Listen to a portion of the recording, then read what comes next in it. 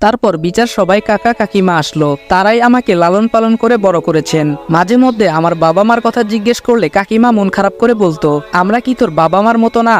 আমি বলতাম হ্যাঁ তা তো বটেই। কাকিমা বলতো, তাহলে বাবা মার কথা জিজ্ঞেস করছিস কেন? তখন আমি বলতাম তারপরও আমার বাবা মার ব্যাপারে জানতে হবে।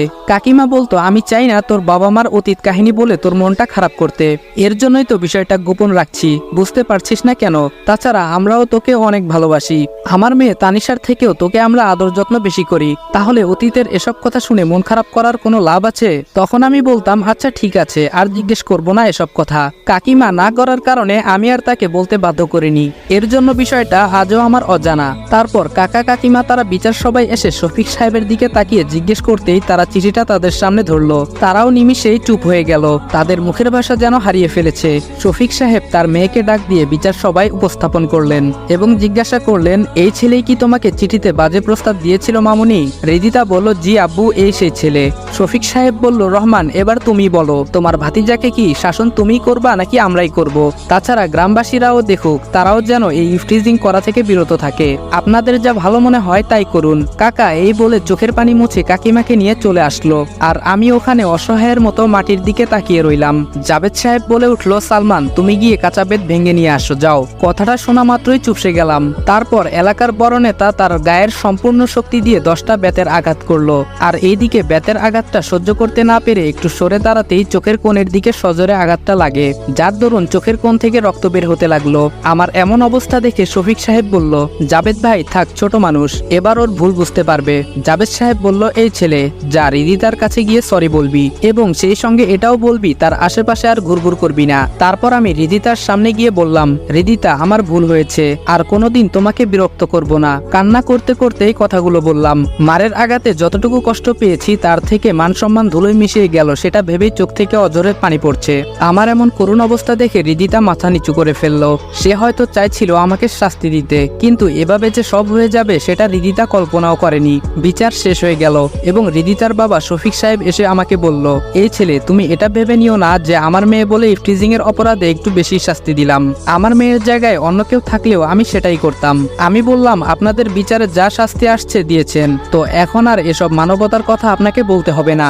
অনেকটা রেগে শফিক সাহেবের মুখের উপর বলে আসছিলাম, উপর দিয়ে রিদিতা শুধু নীরব দর্শকের মতো দেখেই যাচ্ছিল। এখন আর রিদিতার প্রতি ভালোবাসার বিন্দু পরিমাণ অনুভূতি নেই, যা আছে সব ঘৃণায় পরিণত হয়েছে। কিন্তু আজ একটা বিষয় কোনোভাবেই মেনে নিতে পারছি না, দোষ করলো দুর্জয় আর সেটার শাস্তি পেলাম আমি। এখন এসব ভেবেই বা কি হবে? দুর্জয় তো রিদিতাকে পাবার জন্য একটা গেম খেলেছে, আমি চাইলে দুর্জয়কে সবার সামনে তার ডেভিল চেহারাটা দেখাতে পারবো না। ভাগ্যকে মেনে নিয়ে বাড়ির গেটে ঢুকতেই আমার রুম থেকে ভাঙচুর করার শব্দ পেলাম। আমার রুমে গিয়ে লক্ষ্য করতেই দেখলাম তানিশা আমার ব্যবহারকৃত জিনিসগুলো ফ্লোরে ফেলে দিয়ে ভাঙছে এবং সেগুলোতে আগুনও লাগিয়ে দিয়েছে। তানিশাকে আমি জিজ্ঞেস করেই ফেললাম, আমার এইসব ব্যবহৃত জিনিসগুলো ভেঙে আগুন দিয়ে পুড়িয়ে ফেলছিস কেন? তানিশা বলল, কেন আগুন দিয়ে পুড়তেছি বুঝতে পারছিস না? আমি নিশ্চুপ। তানিশা বলল, তোর জন্য বাবা আজ কতটা অপমানিত হতে হলো সেটা কি একটুও বুঝতে পারছিস? আমি তানিশা বলতেই তানিশা আমার কথা থামিয়ে বলল, হইছে, আর বলতে হবে না, আমাদের একটা সম্মান আছে যেটা তুই নিমিষে শেষ করে ফেলেছিস। তাছাড়া আমি কেমনে রিদিতার সামনে গিয়ে দাঁড়াবো সেটাও ভাবতে পারছি না, এসব তোর জন্য হয়েছে। আমি বললাম, শুধু তোর বান্ধবীর দিকটাই দেখলি, আমাকে যে সবার সামনে হেনস্থা করলো সেটা দেখলি না? তানিশা বলল, তোকে যে মারটা দেওয়া হয়েছে সেটা অনেক কম হয়েছে, বিচারকের জায়গায় আমি থাকলে তোকে পিটিয়ে শেষ করে ফেলতাম। এখন প্লিজ তুই আমাদের বাড়ি থেকে বেরিয়ে যা, তোর জন্য আমরা আর অসম্মানী হতে পারবো না। আমি বললাম, কি বলছিস এসব? তোরা ছাড়া আমার আপন কে আছে? তানিশা বলল, তুই এতিম অসহায় বলে আমার বাবা মা তোকে সেই ছোটবেলায় রাস্তা থেকে তুলে এনে পালন করেছে, এখন তো তুই আর ছোট না, যেদিকে খুশি সেদিকে চলে যা। তানিশার কথা শুনে নিমিষেই চোখের কোণে জল জমে গেল, তার মানে কাকা আমার রক্তের কেউ না।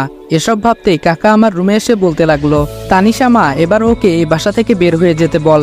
কাকার কথা শুনে নিমিষেই মাথাটা কেমন যেন চক্কর দিয়ে উঠলো।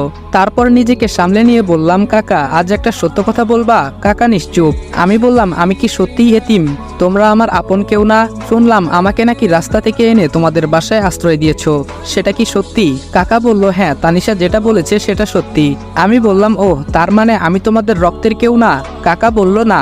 এবার বুঝতে পারলাম, এর জন্য কাকিমা আমার বাবা মার সম্পর্কে কিছু কিছু জানায়নি। কথাটা শুনে কষ্ট পাবো বলে আমাকে জানায়নি, কিন্তু এমন একটা দিনে জানতে পারবো সেটা আমি কল্পনাও করিনি। এসব আনমনে ভেবে যাচ্ছি, এর মধ্যে তানিশা বলে উঠল, এখন বল কবে আমাদের বাড়ি থেকে বের হয়ে যাবি? সবই তো শুনলি। আমি বললাম চিন্তা করিস না, কলেজ থেকে টিসি নিয়ে তারপর এখান থেকে সারা জীবনের জন্য চলে যাব। আপাতত কয়েকটা দিন আমাকে তোদের এখানে থাকতে দে। অনেক তো করুণা করেছিস, এবার না হয় এইটুকু করুণা কর। কথাটা বলা মাত্রই তানিশা আমার রুম থেকে রাগে হনহন করে চলে গেল। আজ সত্যি নিজেকে খুব একা মনে হচ্ছে। কি থেকে কি হয়ে গেল কিছুই বুঝতে পারলাম না। সবচেয়ে বড় ভুল হয়েছে রিদিতাকে ভালোবেসে। তার পিছনে যদি না যাইতাম তাহলে আজকে এমন পরিস্থিতির মোকাবেলা করতে হতো না। রিদিতাকে যতটা ভালোবাসতাম এখন তার থেকে দ্বিগুণ ঘৃণা করব। অপরদিকে রিদিতার মা বলল, রিদিতা মামুনি খেতে আয়। সে কখন থেকে কি ভাবছিস বলতো? রিদিতা বলল, মা কিছু ভালো লাগছে না, যাও তো এখন। রিদিতার মা বলল, কি হয়েছে সেটা বলবি তো?